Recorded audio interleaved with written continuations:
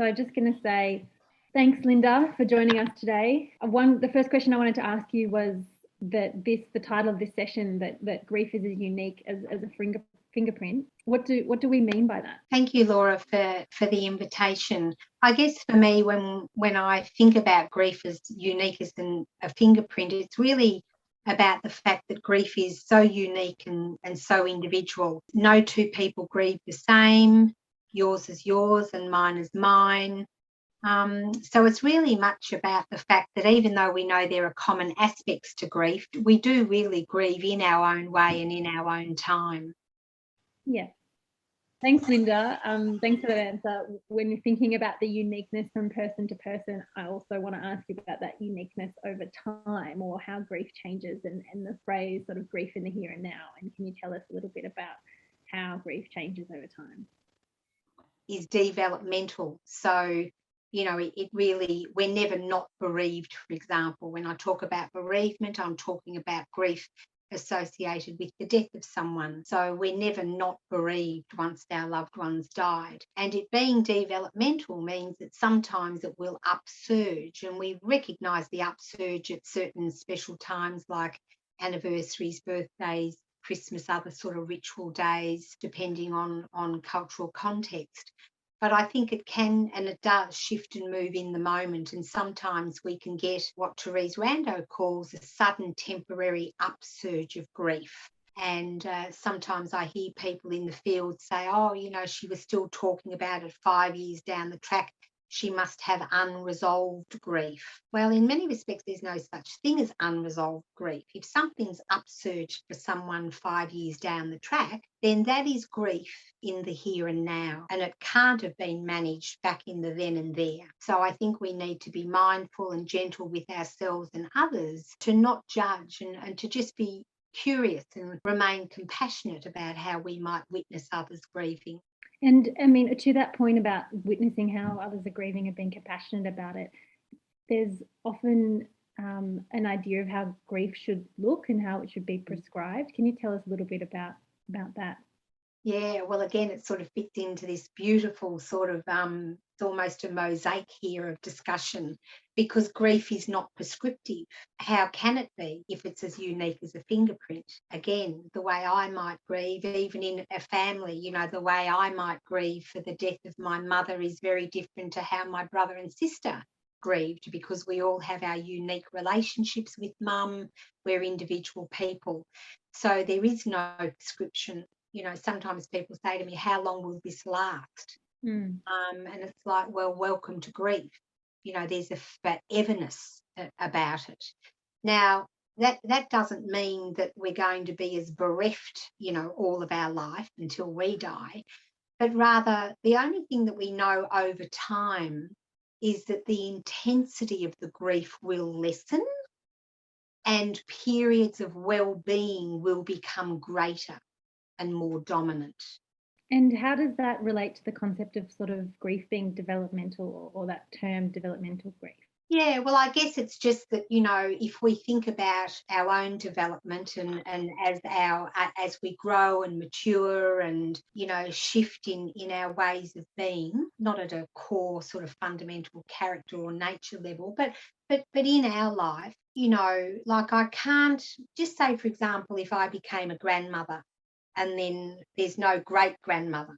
So then I'll be thinking, oh, wow, just imagine if, mum saw my grandchild and if she was still here, and I wonder what she'd think and say. So that's a reminiscence. That's a pondering of grief that I'm doing in the here and now. We couldn't have done that 12 years ago when she died, because there was no grandchild. So again, that might be a funny example, but I'm just trying to illustrate how as we move on in our life, so does our experience, and so does our recalling and our recollections of grief then, and how the grief of someone missing impacts us now. And that makes me think about the idea of anticipatory grief, or grief that you anticipate before perhaps bereavement. Can you talk a little bit about that? Yeah, sure. So certainly anticipatory grief has been a term that's been around, since I think the 40s, and you know, way back in war times. I think Lindemann talked about anticipatory grief and talked about that in a war context. But if I think about it, for example, in palliative care, so you've got, you know, the pre-death trajectory, you know, the illness, and then you've got the bereavement, which occurs after the person dies.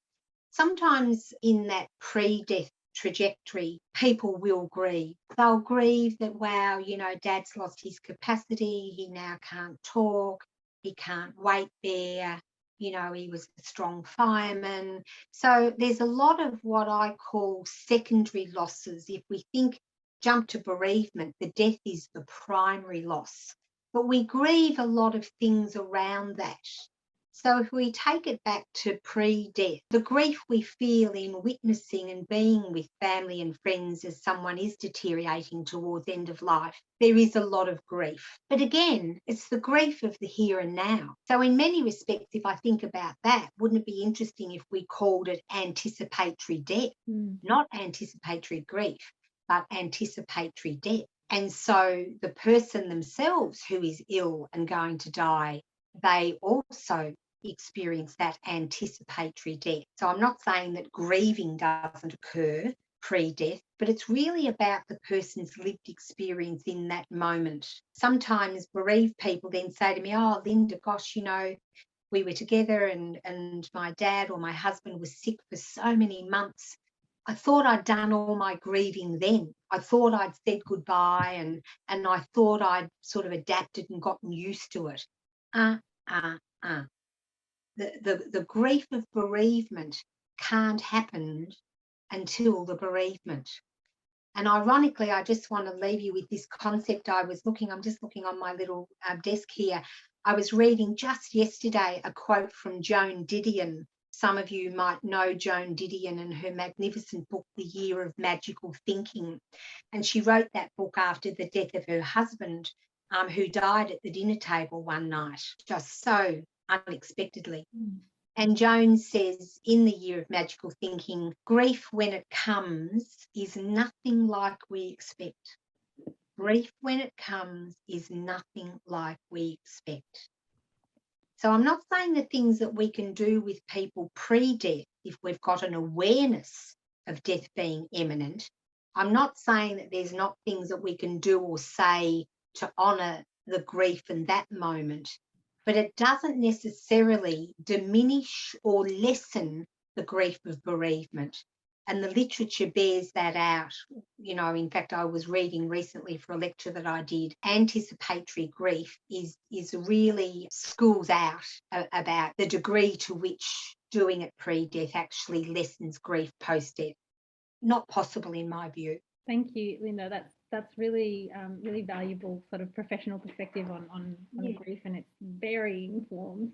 I'm going to introduce Emma to talk a little bit more, but before I do, is there anything else that I haven't asked you that you want to share with us about grief? I'll come back to you in the Q&A, of course. But yeah, certainly. Yeah, no, only the thing to say, and certainly I was delighted to receive this invitation today to talk to you, and in that professional context, but just sort of want to acknowledge that I'm a professional, but certainly within, you know, there's a bereaved daughter, a sister, you know, a bereaved mother. So we're all grieving people in some ways. My colleague Mel McKissick said at a conference many years ago, there was an audience of 300, and he said, if you want to know about grief, turn to the person next to you, because we all know something about grief, whether it is actual or whether it's like, gosh, you know, I wonder what it will be like when that happens. So I guess just to acknowledge that I certainly do reflect today also on my lived experience of being a bereaved person. Thank you for bringing your whole self to this session. My pleasure. Well, I'm sure that there's some interesting thoughts that have come for people. If anyone has any questions or you want to ask Linda in the Q&A, please drop them in the chat or note them down for yourself. But for the moment, I'd just like to introduce Emma, who in her mid-20s found herself as a first-time mum, wife, and holding down a job while also caring for her best friend who happened to be her mum.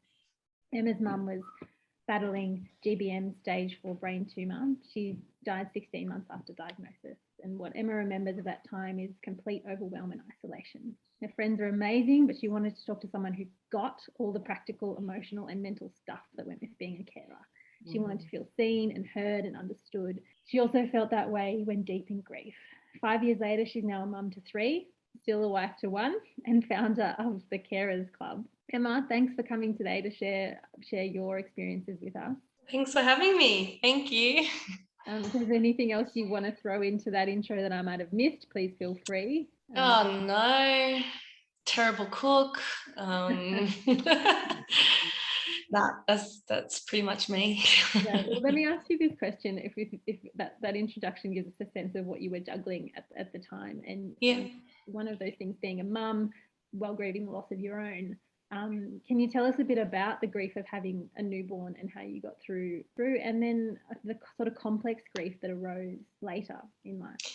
Yeah, so to give context, my first son, so I've got 3 children now, but my first son was just about to turn 2 around when mum died. And by the time she passed, my second son was born. So he was 6 weeks old when she died. And we're actually in hospital on the same day while I was giving birth. She was getting admitted through the ER. So it was a very strange experience.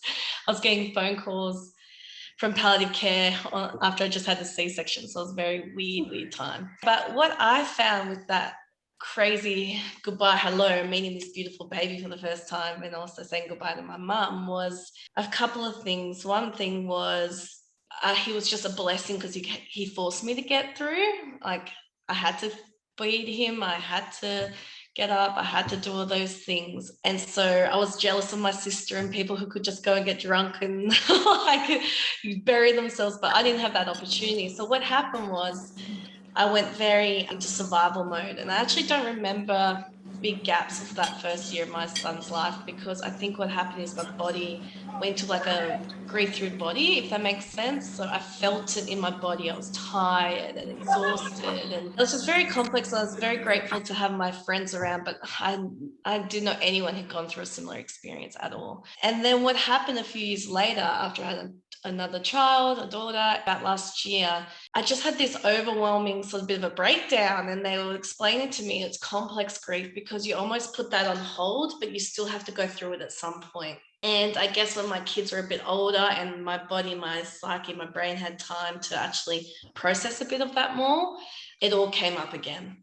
And like Linda was saying, the whole, like, you couldn't grieve certain things about your mum until you got a few years down the track. Like now my son's 9 and my oldest one, and I wish I could talk to her about how to raise a pre-tween and, you know, all these sorts of things that I can't. And that also gave me more compassion about some of the mistakes she might have made when she was raising us kids. And like, I just would love to have those discussions with her. And I really grieve that as well, because I just love to be able to chat to her about it. So yeah, my grief, I felt very physically. I went into a cocoon with my newborn, my 2-year-old. We stayed at home a lot.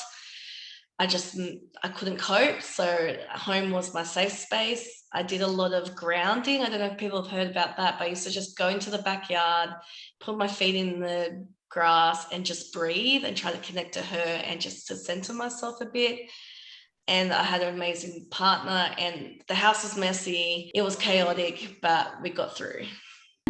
I hope that answers it. I don't know. It's lots of various tangents of that. Yeah. It's a beautiful answer to sort of explain the complexity of what you were experiencing and how that still, you know, obviously is a journey.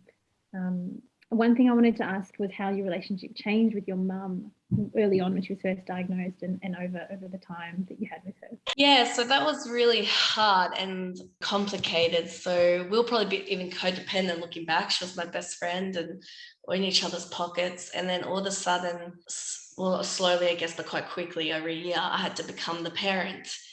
And that was tricky because in her mind, I was still the child, but then I was having to dictate a lot of her treatment and things. Her condition meant that I had to take on a lot of that decision making for her. And so that was really, really a bit of a power struggle almost, like her being able to being cared for by me. And I could imagine that was extremely difficult for her because as a parent, you always see yourself as the provider, as the carer. and then to slowly let go and allow your daughter to look after you would have been really hard for her, but that's just what had to happen. And it was really hard watching her deteriorate over time.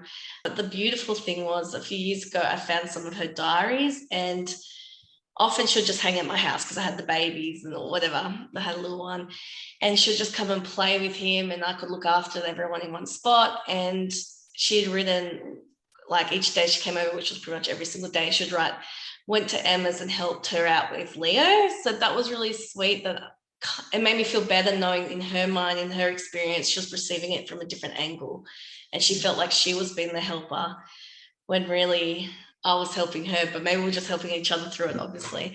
But it was really tough. I guess it goes to that whole saying, like, you know, the woman that changed your nappies, now I'm helping her toilet. And that is just really confronting, but also such an honor. And I never would have not done it. And, you know, I had to quit work and look after her and all that sort of stuff. But there was no way I was never not going to, because I would never be able to live with myself. And I think that's what's trouble with the word carer is that a lot of people go, I'm not a carer, I'm just a daughter doing my thing, I'm just a wife, I'm just a husband, I'm just a parent doing what, I'm a friend, that I'm just doing what a good person, like, that's what I'll do. I love them, that's what I'll do.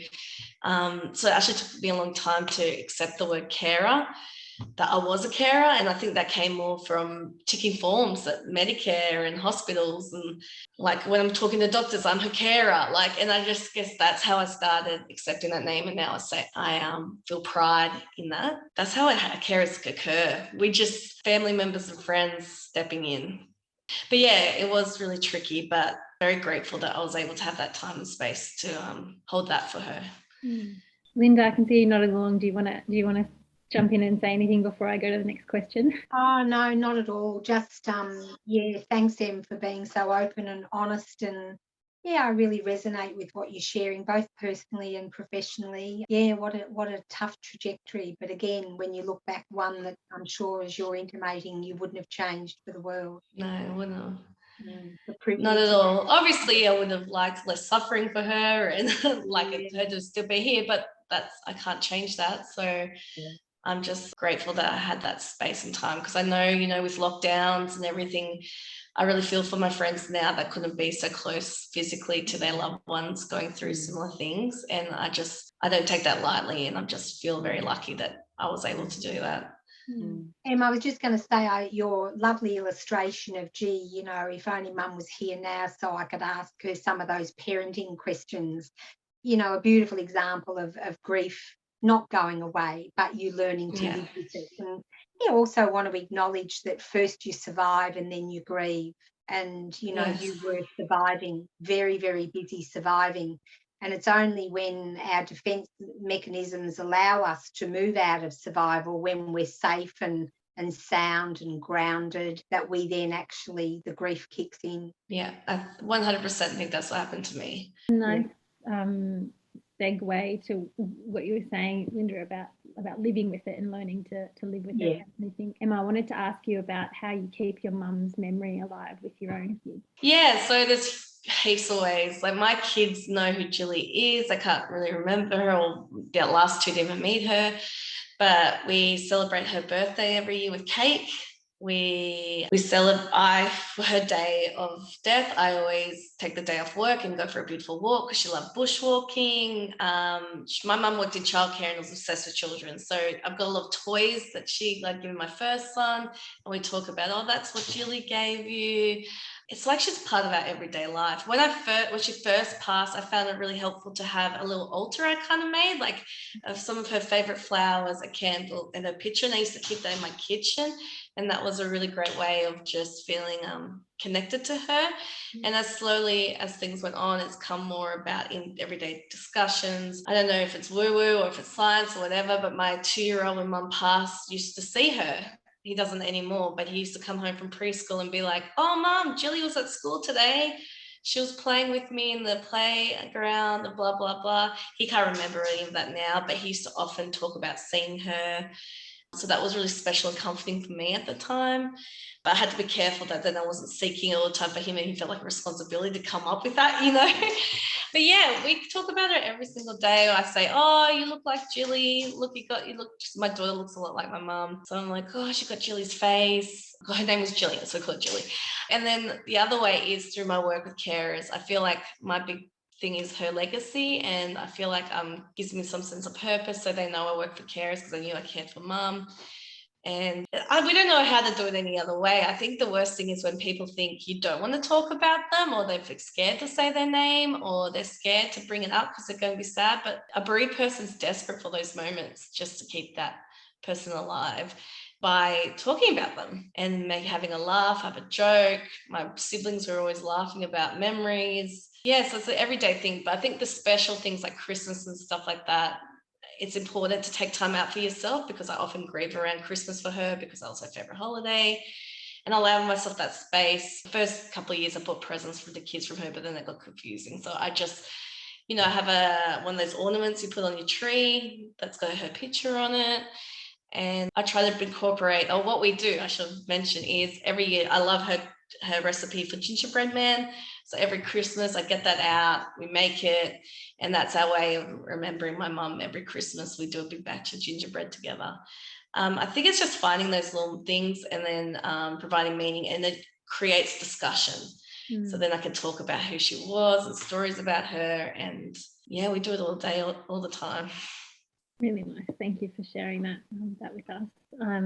I really appreciate you, and I'm sure everyone else does, going into some of that depth of what's a very personal experience for you. And oh, my pleasure.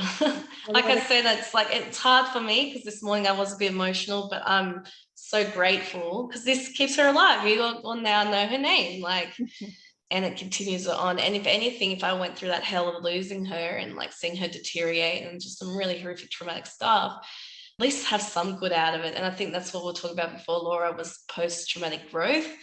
And this is something not for someone who's just bereaved. If someone's just bereaved, you don't need to hear the term post-traumatic growth, because you need that space to be sad and angry, and you need all that space. And things like good vibes only or positive vibes only are definitely not helpful. And they weren't helpful for me at the time. But 7 years down the track, I could see the growth I've had losing my mum. And not that I would ever want to, I'd rather have her here. I learned a lot. I moved states. I probably never would have come to Sunshine Coast. I was a Canberra girl. I probably would have never done that. I learned how to mother with little to no help from outside community. So that made me confident and in my decision making. And it's changed my career as well, now that I'm stepping away from marketing career and moving into more the carer space. So I like to say it's a post-traumatic growth. You become stronger as a person. You become more empathic, however you say it. But at the beginning, I didn't want to talk about post-traumatic growth. But as someone said once to me, one day you look back and this will be just a bad memory, bad nightmare. That's how it'll feel. And at days it does feel like that. But at the beginning, those first few years was really rough. But definitely post-traumatic growth is a thing, and I think we should all strive for it when we're ready for it. And I think there's a lot of meaning and an identity and growth that can come from, I guess it's that cliche of the silver lining, but it's more like you're a changed person and there's no point ignoring that. Our experiences change us, and we might as well take that and keep moving forward. I'm in that phase now. Even though I still grieve her, I'm grateful for the growth that I've received through the experience. Okay, thank you for sharing that. And I don't know if you can see, but you've got lots of supportive comments in the chat as well. Oh no, I'm trying to be I'll go through the chat in a second.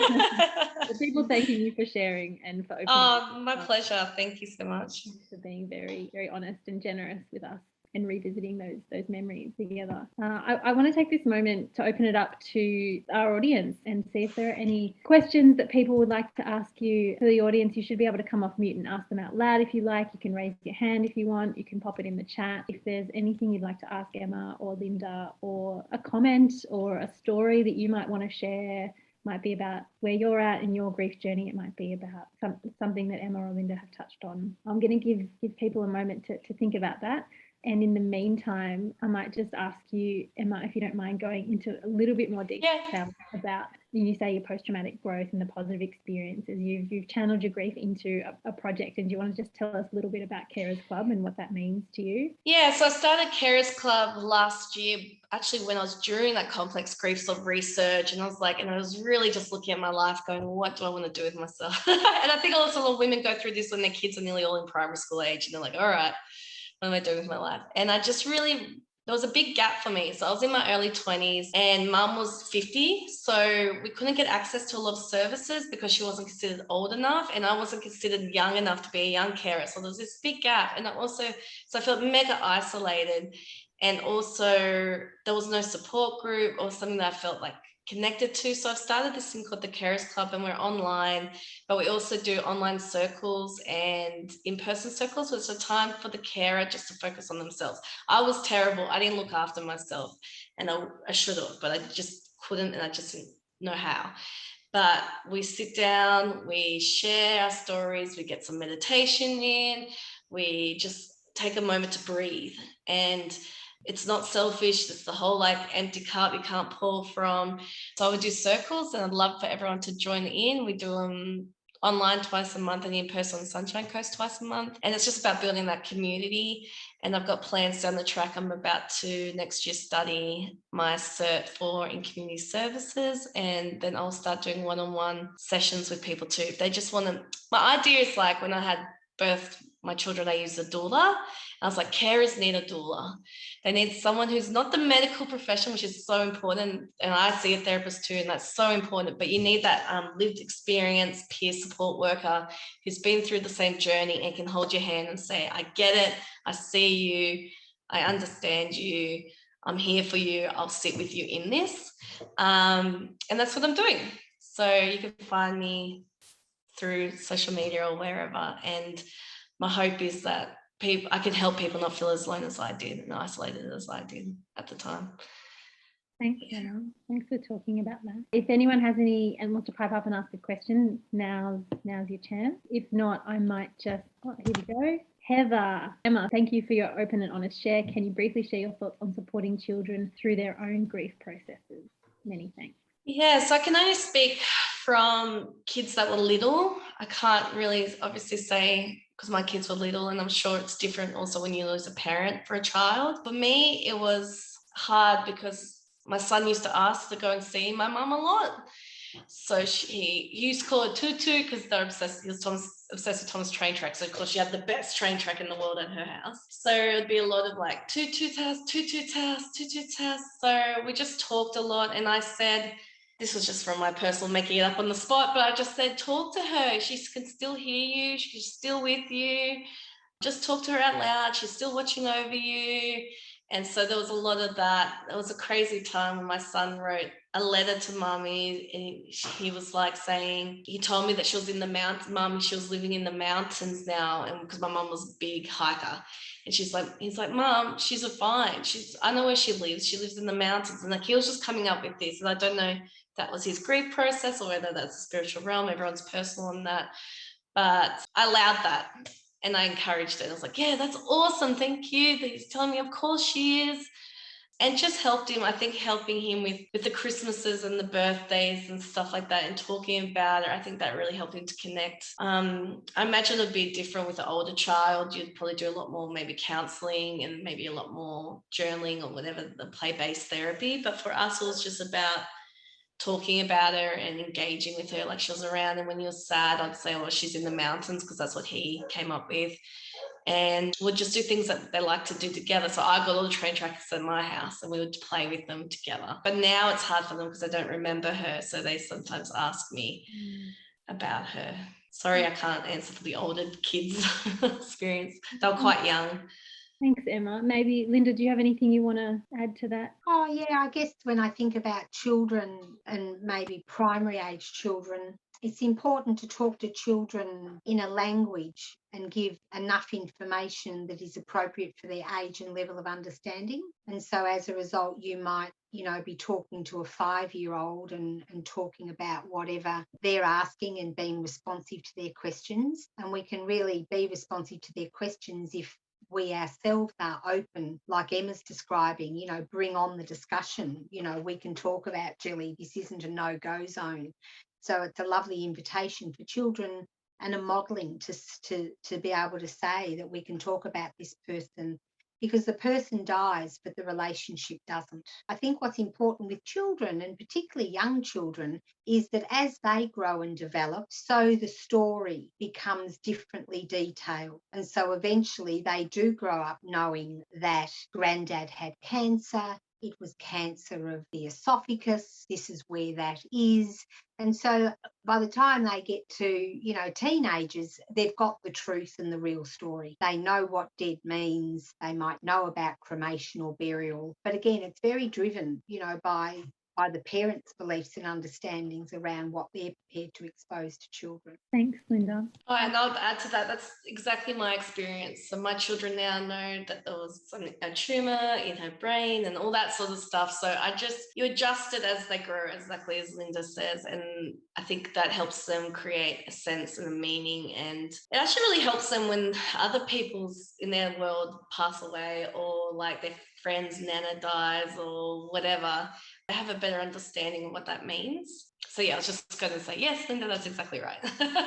Well, thank you both. And thanks, Heather, for the question. Thanks also to Beth, who's posted a link in the chat to childhoodgrief.org.au. Something else that came up in the comments that I wanted to draw your attention to is Valerie's made a comment about empathizing with you, Emma, around survival mode and then grief to follow when safe. And I think you've spoken a bit about that, but I wondered, Linda, if you have a perspective on the way in which grief is held in when it's not safe to let it out. I guess that's our defence mechanisms, and there's all sorts of reasons why people do, whether it be called holding it in. It might be that, that they are suspended in their grief because they simply, as Em described, just couldn't manage looking after myself as well as mum and the kids and this and that. And particularly for parents, they can put their grief on hold, for want for a better term, until all of that, the care of the children and everyone else is right. Often parents, we do put our children first, and then when they're safe and sound and linked into whether it be school or sleeping, then it is time for us to do our grieving. Another example might be, where someone might have been in a car accident and, their loved one's in hospital and someone's died. There you've got an example where, your grief's on hold because you're worried about the person in hospital. So we can only be where our psyche and our experience takes us. And at some point, when those defences, which are there for protection, they're protective factors, a lot of people criticise people who aren't doing it, or they're saying, gee, they were at the funeral and they didn't cry, she's in denial. Well, no, we didn't see her at 2 a.m. weeping and wailing. So again, often people judge people grieving, and sometimes we judge ourselves as not coping. So I do think there is obviously a place for that. That's our body and our psyche. The body remembers, it remembers trauma. New grief re-triggers old grief, so things can come up again over time. And it's all appropriate and natural and understandable contextually. Thanks. Emma, did you want to add anything, or no pressure? You've already spoken at length about this. Oh no, I just wanted to also say the Carers Couch. So I'm also working with the Carers Couch, and it's an amazing organisation. I'm very grateful for Martina finding me on the social media world. And I think what they're doing is amazing. So having the app, it would have been so helpful when I was mum's carer for the practical stuff. They have a way of helping you get a support coordinator for yourself. I just couldn't believe that. Like, imagine if I had that at the time. And they're going to keep doing events like this too. So I just wanted to bring that in there, that I highly, highly recommend, even if you're bereaved, getting in contact with the Carers Couch, or if you're looking after someone whose death is expected or whatever it may be, to please get in contact with them. But everything Linda says is spot on. I actually want to thank Linda because I feel like I'm getting a free therapy session, so it's amazing. I'm like, yeah, that's right. So thank you, Linda. Thank you both. Another question has sort of come up. Kate made a very insightful comment about how important it is to redefine the idea of what a carer is in response to what you were saying, Emma, about not labeling yourself that at the beginning. And Kate says, particularly for women in our generation, wedged between providing care for our small children as well as aging parents. And I think what that evokes for me is this idea of identity, and your identity as Emma the mum, or Linda the counsellor, but also Linda the carer, or Emma the carer. And I wonder if either of you want to share some thoughts about that sense of identity and being who you are and a carer, or how that becomes part of who you are. Yeah, look, I think it's an interesting point to acknowledge that aspect of identity, and on the tail of what that questioner was commenting on and what, Emma, you've described. I know a couple of years ago my sister died at the age of 64, and I was her primary carer. So I was the carer, the counsellor and the sister, and just remembering sort of how I could use my professional hat to be sort of, it felt like at times at war with the nephrologist around, what part of she's dying don't you get? What is this push to keep treating when she's suffering? And then the sister, who just wanted to make the best for my sister. We were very, very different people. I wanted her to have gorgeous new coat hangers. She wouldn't give me $10 to buy them. She wouldn't let me buy them. So there was that sort of sister stuff going on. And I just remember being so deeply committed and pulled to care for her, which was my motivation. But it was important to me that she lived as well for as long, even though she was sort of quite chronically and critically ill. So again, in terms of identity, it does touch your identity, and we all have different hats and different personas, and our identity is impacted. And I know in my grieving, I wrote about that experience in my last book. So in that I write about, and the professional comes out. But by golly, so does the sister, the mourning, for our relationship that was and our relationship that wasn't. So I think identity is huge in grief. Yeah, absolutely. And I think when you've been a carer, your identity, and some people who are carers, whether it be for 6 months or 16 years, sometimes as a counsellor, they come to me and it's almost like trying to help them reconnect with who they were before. Not because they want all of that back, because that's not possible, but rather just to honour and look at what has changed and who have I become. Like Em talks about, who am I now because I'm a bereaved daughter, and how has that sort of changed me, challenged me, but also, there's gifts in it as well. And thanks for sharing that. I really appreciate it. Emma, did you want to jump in with anything about that sense of identity? Yeah, I think it also relates to identity. So much of our identity is our values, and I think carers tend to be people with those kind of values, and what is really important to them in their lives is caring and being doing that kind of work. And I think so the identity of a carer is kind of like reflecting who you were already anyway. Obviously life just presents this situation for you, but who's to say that you can't just get up and run away? So carers often are the people who had that identity and value system already to really care and love and support people and be empaths or whatever it is, and be practical carers and things. But yeah, I could totally relate to that whole, I almost had an identity crisis the last few years, and that wasn't just like through grief and stuff, but even just being a carer of young kids, and who am I like in all this? And I think carers tend to put everyone in front of them, and that's sometimes out of necessity. Absolutely. But then also after you've done it for a while, it's like, back in the day, I was like this career girl woman, and I was like a go-getter. And then through my career, step back. And I chose that, and I was happy to choose that. But that doesn't mean that there was an identity struggle within that, and how to reclaim parts of that while you still move forward. How do you reclaim that old Emma, but also be proud of her? And I often like to look back, and not often, but lately thinking about this today, I look back at the old Emma in those photos and I go, I'm proud of her because she got through it. And so now my identity is of a strong person, of a survivor. So definitely the whole care identity thing is so complex. And I also get why people don't want to label themselves a carer. I know when I was sharing a lot of my story through writing, because that was my way of getting it out there, a lot of family members found it really upsetting because they were like, that's personal, you shouldn't be sharing that publicly. But that was my way of feeling like part of my identity was to help people.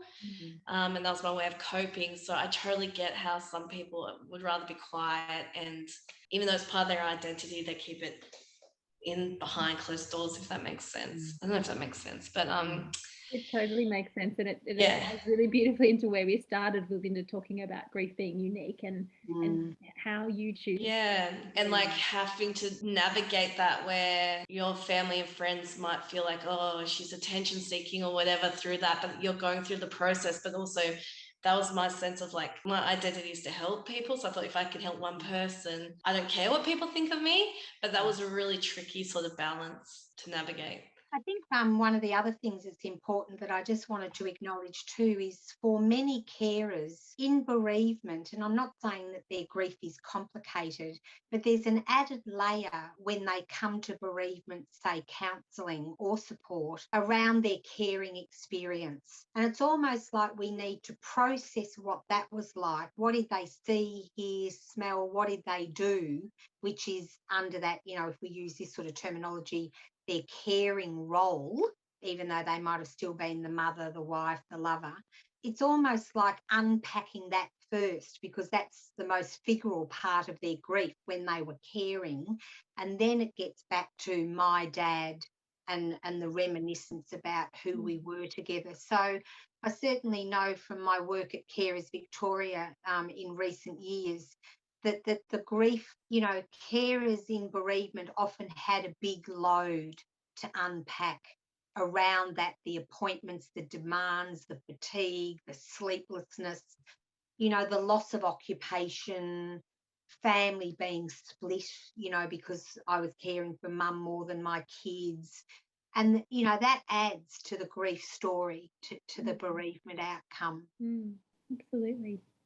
We're coming up to time, so I hate to have to wrap this up, but I think we're sort of at the end. If anyone has any other thoughts they want to pop into the chat, now would be the time. But I do just want to quickly let everyone know. I've popped it into the chat in writing, but that Carers Couch is available to you as carers or carers as a support service. And the team behind this webinar today and this discussion is an amazing group of people, including carer support coordinators. And the motto of Carers Couch is that no carer walks alone. Hope that those of you who've joined us today have felt that you're not alone in the work that you're doing, in the role that you play. Beyond today, Carers Couch is here to support carers from the moment of diagnosis through patient treatment and beyond, in whatever way they need. And what I've popped into the chat is a link to the smartphone app, that puts carers at the centre of everything that Carers Couch does, and also a link to the support service called Couch Plus. And the thinking behind that is that caring can be made more manageable with the right support. And so through that link, or by calling the phone number, you can book yourself, or someone can book an appointment with a support coordinator. That number is also there for you to call if anything today has stirred in you. We've talked about some very deep and very personal things in Emma and Linda's lives, which may have stirred up for you your own personal journey. So please feel free to call through if you want to talk to a support coordinator today. But I do want to thank you, Linda and Emma, so much for giving us this perspective on grief, for sharing your own journeys and moments, and for offering some, I think, advice and insight for people who might be at various points along a journey as a carer, or even if they're not a carer, grieving, anticipating grief, all of that we've touched on. And I also want to thank the team behind the scenes at Carers Couch, and Beth and Jamie from Rare Cancers Australia again for your support. We have sort of maybe 2 minutes before we let you all get back to the rest of your day. So Emma and Linda, if you have any final words. Oh yeah, I just want to remind people that we've got our last session for Carers Week tomorrow, which is with the amazing, incredible Zeb, who's a psychologist, and she's actually going to be, and Helen, an amazing carer, and they're going to go into all like sort of the taboo emotions that you might feel guilty about feeling as a carer. So I'd highly recommend you go and grab a ticket for that. It's free again, same setup. and I'll be there for sure. So I just wanted to let people know, because I've seen Zeb talk before and she's incredible. I highly recommend her coming. Great, Yeah. thanks. I meant to do that, so I'm so glad you jumped in and said Oh, that. no, it's okay. Couldn't help myself. Okay. But thanks for today. Thank you both so much. We'll call that a day, and hope that everyone enjoys their afternoons or potentially other parts of your day. We had some international people today, so take care, everyone. And thanks for joining us. Thank you. Thanks, Laura. Thanks, Emma.